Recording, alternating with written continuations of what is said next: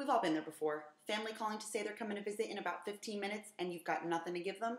I can show you how to make a quick, delicious recipe that only takes about 15 minutes to prepare and will leave all of your guests boasting of your baking skills. You're just going to need 3 ingredients, and I can show you how to put them together to make a dessert that won't leave you looking like a lousy house guest. First, you're going to need a box of Oreos, a packet of Philadelphia cream cheese, and some Baker's semi-sweet baking chocolate.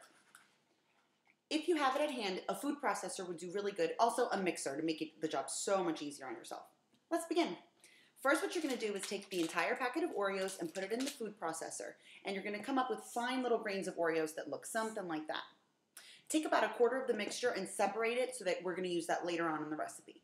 And the next thing you're going to do is take the whole bar of cream cheese. It should be softened, so if you want to make it easier, put it in the microwave for about 30 seconds to make it a lot softer and easier to mix.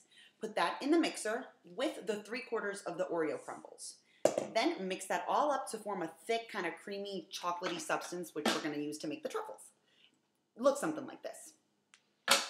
After you do that, you're going to need to have a baking sheet with some parchment paper on it. And then we're going to mix the Oreo crumbles together and form the truffles.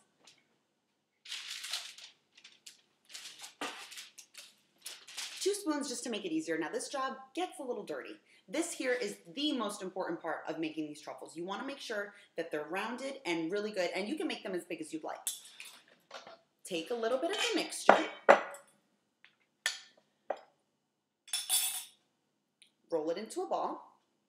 Remember, you can make it as big as you'd like. I would do probably about 2 inches. That's the size. Then put this into the baker's chocolate. That's melted, of course. Drop it in.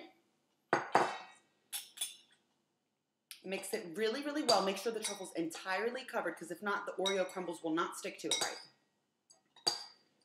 Then, once you're done, drop it into the Oreo cookie crumbles. And now this is the fun part. Just mix it up and make sure that they're all covered. When you're done, it should look something like this. An Oreo delicious ball. Place it on to the cookie sheet with the parchment paper on it. And now repeat this step until you make as many as you're going to need.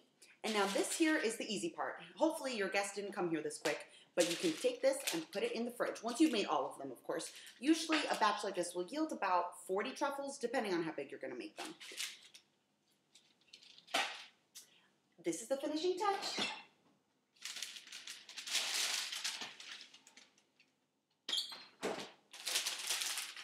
And here are your truffles.